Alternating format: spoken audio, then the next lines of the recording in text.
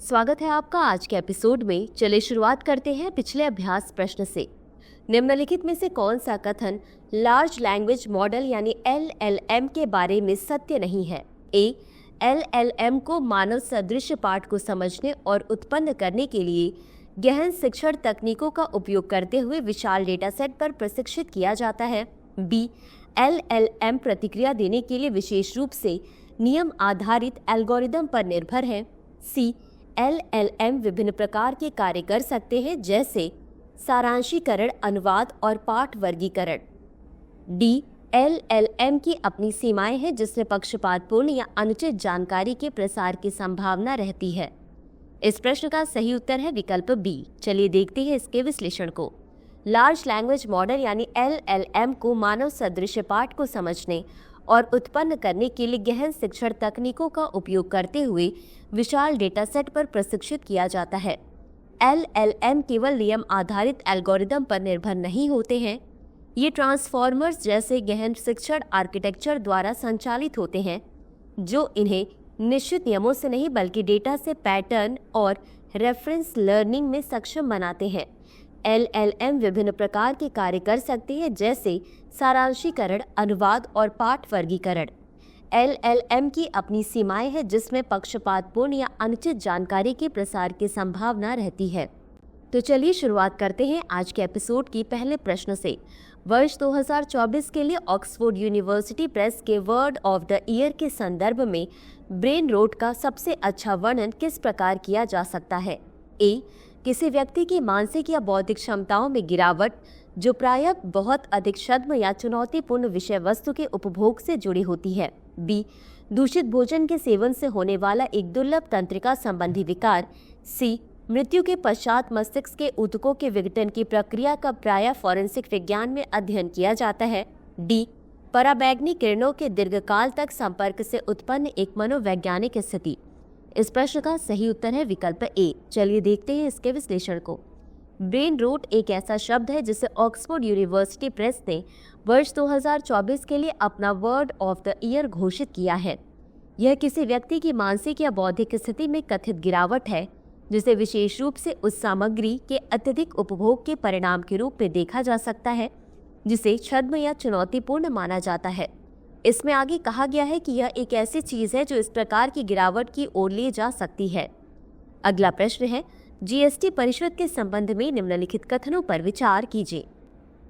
एक, इसमें केंद्रीय वित्त मंत्री, राजस्व या वित्त के प्रभारी केंद्रीय राज्य मंत्री तथा राज्य सरकारों द्वारा नामित मंत्री शामिल हैं। 2, GST परिषद में निर्णय पूर्ण रूप से केंद्र सरकार द्वारा लिए जाते हैं क्योंकि समस्त प्रस्तावों पर उसका बहुमत होता है। 3, GST परिषद सचिवालय में केंद्र तथा राज्य सरकारों से प्रतिनियुक्ति पर आए अधिकारी कार्यरत हैं। उपर्युक्त में से कितने कथन सही हैं? ए केवल 1, बी केवल 2, सी सभी 3, डी कोई भी नहीं। इस प्रश्न का सही उत्तर है विकल्प बी केवल 2। चलिए देखते हैं इसके विश्लेषण को।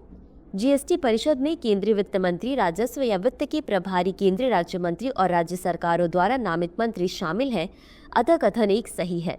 GST परिषद में निर्णय केवल केंद्र सरकार द्वारा नहीं लिए जाते हैं, इसके बजाय सदस्यों के मतों का भार शामिल है जिसमें केंद्र सरकार का 1/3 भाग है जबकि राज्य सरकारों का सामूहिक रूप से 2/3 भाग शामिल है। साथ ही किसी प्रस्ताव को पारित होने के लिए कुल भारित मतों में से कम 3/4 मतों की आवश्यकता होती है, अतः कथन 2 सही नहीं है। GST परिषद सचिवालय में केंद्र तथा राज्य सरकारों दोनों से प्रतिनियुक्ति पर अधिकारी कार्यरत हैं, अतः कथन 3 सही है। अगला प्रश्न है, वस्तु एवं सेवा कर यानी GST के संबंध में निम्नलिखित कथनों पर विचार कीजिए। 1, यह घरेलू उपभोग के लिए बेची जाने वाली अधिकांश वस्तुओं एवं सेवाओं पर लगाया जाने वाला मूल्यवर्धित कर है। 2, GST मूल आधारित कराधान के पूर्ववर्ती सिद्धांत के विपरीत गंतव्य आधारित उपभोग कराधान सिद्धांत पर आधारित है। 3, पेट्रोल तथा डीजल पूर्ण रूप से GST व्यवस्था के अंतर्गत आते हैं, इन पर राज्यों में समान रूप से कर लगाया जाता है। उपर्युक्त में से कितने कथन सही हैं? ए केवल 1, बी केवल 2, सी सभी 3, डी कोई भी नहीं। इस प्रश्न का सही उत्तर है विकल्प बी केवल 2। चलिए देखते हैं इसके विश्लेषण को। वस्तु एवं सेवा कर घरेलू उपभोग के लिए बेची जाने वाली अधिकांश वस्तुओं एवं सेवाओं पर लगाया जाने वाला मूल्यवर्धित कर है, अतः कथन 1 सही है। जीएसटी मूल आधारित कराधान के पिछले सिद्धांत के विपरीत गंतव्य आधारित उपभोग कराधान सिद्धांत पर आधारित है, अतः कथन 2 सही है। पेट्रोल तथा डीजल जीएसटी व्यवस्था के अंतर्गत नहीं आते हैं, अतः कथन 3 सही नहीं है। पेट्रोल तथा डीजल जीएसटी के दायरे में नहीं है क्योंकि राज्य तथा केंद्र सरकार राजस्व के लिए अपने करों पर निर्भर है और कीमतों के प्रबंधन के लिए उन्हें लचीलेपन की आवश्यकता है। अगला प्रश्न है, भारत में खाद्य मुद्रास्फीति के कारणों के संबंध में निम्नलिखित कथनों पर विचार कीजिए। 1. जलवायु परिवर्तन और चरम मौसमी घटनाओं ने वर्षा की अनिश्चितता को बढ़ा दिया है, जिसका सीधा प्रभाव फसल की उपज पर पड़ रहा है। 2. घरेलू आपूर्ति श्रृंखलाओं में संरचनात्मक कमजोरियां, जिनमें रसद संबंधी समस्याएं भी शामिल हैं, उच्च खाद्य मुद्रास्फीति में योगदान करती हैं। 3. रूस यूक्रेन युद्ध जैसे भू राजनीतिक संघर्षों का खाद्य मुद्रास्फीति पर न्यूनतम प्रभाव पड़ता है क्योंकि ये वैश्विक आपूर्ति श्रृंखलाओं को महत्वपूर्ण रूप से बाधित नहीं करते हैं। उपरोक्त में से कितने कथन सही है या सही है? ए केवल 1, बी केवल 2, सी सभी 3, डी कोई भी नहीं। इस प्रश्न का सही उत्तर है विकल्प बी केवल 2। चलिए देखते हैं इसके विश्लेषण को। जलवायु परिवर्तन और चरम मौसमी परिघटनाओं ने वर्षा की अनिश्चितता को बढ़ा दिया है, जिसका सीधा प्रभाव फसल की उपज पर पड़ रहा है, अतः कथन 1 सही है। घरेलू आपूर्ति श्रृंखलाओं में संरचनात्मक कमजोरियां, जिसमें रसद संबंधी समस्याएं भी शामिल हैं, उच्च खाद्य मुद्रास्फीति में योगदान करती है, अतः कथन 2 सही है। रूस यूक्रेन युद्ध जैसे भू राजनीतिक संघर्ष वैश्विक आपूर्ति व्यवधानों के माध्यम से खाद्य मुद्रास्फीति को बढ़ाते हैं, अतः कथन 3 सही नहीं है। उदाहरण के लिए युद्ध से पहले यूक्रेन एक प्रमुख निर्यातक था जो वैश्विक गेहूं निर्यात का लगभग 10% और मक्का निर्यात का 17% था। अगला प्रश्न है, निम्नलिखित कथनों पर विचार कीजिए। 1. नाइजीरिया अफ्रीका के पश्चिमी तट पर स्थित है। 2. नाइजीरिया की प्रादेशिक सीमाओं में उत्तर में नाइजर, पूर्व में चाड और कैमरून तथा पश्चिम में बेनिन शामिल हैं। उपयुक्त में से कौन सा या कौन से कथन सही है या सही है? ए केवल 1, बी केवल 2, सी 1 और 2 दोनों, डी न तो 1 और न ही 2। इस प्रश्न का सही उत्तर है विकल्प सी 1 और 2 दोनों। चलिए देखते हैं इसके विश्लेषण को। नाइजीरिया अफ्रीका के पश्चिमी तट पर स्थित है, अतः कथन 1 सही है। इसकी क्षेत्रीय सीमाओं में उत्तर में नाइजर, पूर्व में चाड और कैमरून तथा पश्चिम में बेनिन शामिल है, अतः कथन 2 सही है। नाइजीरिया सबसे अधिक आबादी वाला अफ्रीकी देश है। अगला प्रश्न है, मार्शल लॉ के संबंध में निम्नलिखित कथनों पर विचार कीजिए। 1. भारतीय संविधान के अनुच्छेद 34 के अंतर्गत मार्शल लॉ से संबंधित प्रावधान है। 2. भारत में मार्शल लॉ की अवधारणा अंग्रेजी कॉमन लॉ से उधार ली गई है। 3. संविधान के भाग 3 में मार्शल लॉ शब्द को स्पष्ट रूप से परिभाषित किया गया है। उपयुक्त में से कितने कथन सही है या सही है? ए केवल 1, बी केवल 2, सी सभी 3, डी कोई भी नहीं। इस प्रश्न का सही उत्तर है विकल्प बी केवल 2। चलिए देखते हैं इसके विश्लेषण को। भारतीय संविधान के अनुच्छेद 34 के अंतर्गत मार्शल लॉ से संबंधित प्रावधान है, अतः कथन 1 सही है। भारत में मार्शल लॉ की अवधारणा अंग्रेजी कॉमन लॉ से उधार ली गई है, अतः कथन 2 सही है। संविधान में कहीं भी मार्शल लॉ शब्द को परिभाषित नहीं किया गया है, अतः कथन 3 सही नहीं है। अगला प्रश्न है, वित्त आयोग के संबंध में निम्नलिखित कथनों पर विचार कीजिए। 1. यह एक संवैधानिक निकाय है जिसकी स्थापना भारतीय संविधान के अनुच्छेद 280 के अंतर्गत भारत के राष्ट्रपति द्वारा की जाती है। 2. इसमें एक अध्यक्ष और 4 अन्य सदस्य होते हैं जिसे राष्ट्रपति द्वारा नियुक्त किया जाता है। 3. राज्यों के बीच संसाधनों के आवंटन पर निर्णय लेने के लिए प्रत्येक 5 वर्ष में इसकी स्थापना की जाती है। उपयुक्त में से कितने कथन सही हैं? ए केवल 1, बी केवल 2, सी सभी 3, डी कोई भी नहीं। इस प्रश्न का सही उत्तर है विकल्प सी सभी 3। चलिए देखते हैं इसके विश्लेषण को। यह एक संवैधानिक निकाय है जिसे भारतीय संविधान के अनुच्छेद 280 के अंतर्गत भारत के राष्ट्रपति द्वारा स्थापित किया जाता है, अतः कथन 1 सही है। इसमें एक अध्यक्ष और 4 अन्य सदस्य होते हैं जिसे राष्ट्रपति द्वारा नियुक्त किया जाता है, अतः कथन 2 सही है।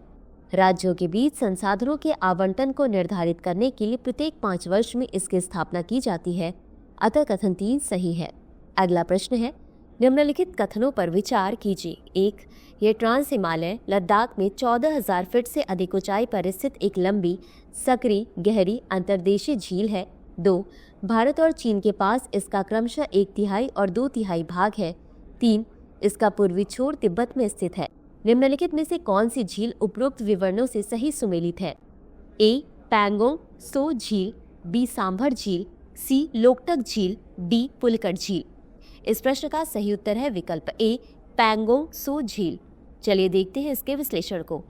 पैंगोंग सो झील एक विवर्तनिकी झील है जिसकी रचना गोंडवाना लैंड से भारतीय महाद्वीप के पृथक होने और एशिया द्वीप के साथ अभिसरण प्रक्रियाओं के परिणाम स्वरूप हिमालय पर्वत श्रृंखला की सृजन के साथ हुई। पैंगोंग सो ट्रांस हिमालय में लद्दाख में 14,000 फीट से अधिक ऊंचाई पर स्थित एक लंबी, सकरी, गहरी अंतर्देशीय झील है। भारत और चीन के पास क्रमशः पैंगोंग सो झील का लगभग 1/3 और 2/3 भाग है। पैंगोंग सो का पूर्वी छोर तिब्बत में स्थित है, अतः विकल्प ए सही है। अगला प्रश्न है, निम्नलिखित कथनों पर विचार कीजिए। 1. Society for world wide interbank financial telecommunication द्वारा सीमा पार भुगतान की गतिशीलता एवं पारदर्शिता बढ़ाने के क्रम में ग्लोबल पेमेंट्स इनोवेशन की शुरुआत की गई। 2.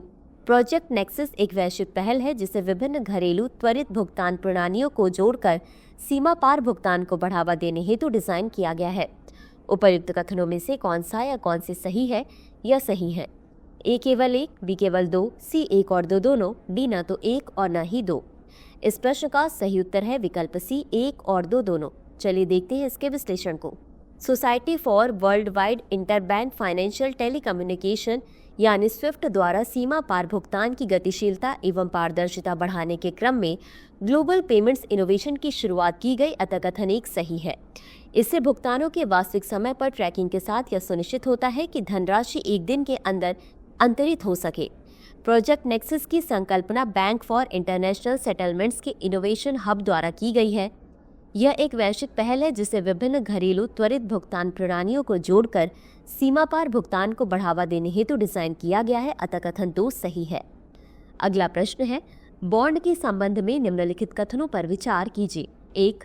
बॉन्ड किसी देश की सरकार या किसी कंपनी द्वारा धन जुटाने के लिए एक बॉन्ड जारी किया जा सकता है। 2.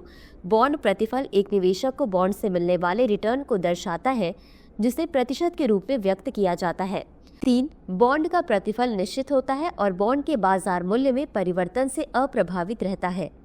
उपर्युक्त में से कितने कथन सही नहीं है? ए केवल 1, बी केवल 2, सी सभी 3, डी कोई भी नहीं। इस प्रश्न का सही उत्तर है विकल्प ए केवल 1। चलिए देखते हैं इसके विश्लेषण को। बॉन्ड पैसा उधार लेने का एक साधन है। बॉन्ड किसी देश की सरकार या किसी कंपनी द्वारा धन जुटाने के लिए एक बॉन्ड जारी किया जा सकता है, अतः कथन 1 सही है। बॉन्ड प्रतिफल एक निवेशक को बॉन्ड से मिलने वाले रिटर्न को दर्शाता है जिसे प्रतिशत के रूप में व्यक्त किया जाता है, अतः कथन 2 सही है। हालांकि यह रिटर्न तय नहीं है और बॉन्ड के बाजार मूल्य में बदलाव के साथ बदलता रहता है। यह बॉन्ड की कीमतों से विपरीत रूप से संबंधित है, यानी जब बॉन्ड की कीमतें बढ़ती हैं तो प्रतिफल गिरता है, अतः कथन 3 सही नहीं है। तो चलिए अंत में देखते हैं आज के अभ्यास प्रश्न को। कभी कभी समाचारों में चर्चित चीन +1 रणनीति निम्नलिखित में से किससे संबंधित है? ए. चीन के प्रभाव का मुकाबला करने के लिए गठित एक सैन्य गठबंधन। बी. आपूर्ति श्रृंखलाओं में विविधता लाने वाली कंपनियों के लिए एक वैश्विक आर्थिक रणनीति। सी. वैश्विक मामलों में चीनी नेतृत्व को बढ़ावा देने के लिए चीन द्वारा बनाया गया एक राजनीतिक गठबंधन। या डी. चीन की इंटरनेट अवसंरचना को बढ़ाने के लिए एक डिजिटल नीति। इस प्रश्न का उत्तर कमेंट बॉक्स में जरूर दें। आज के लिए बस इतना ही। धन्यवाद। डियर व्यूअर्स, अपने एग्जाम की तैयारी को और बेहतर करने के लिए हमारे चैनल को लाइक, शेयर और सब्सक्राइब करना न भूलें।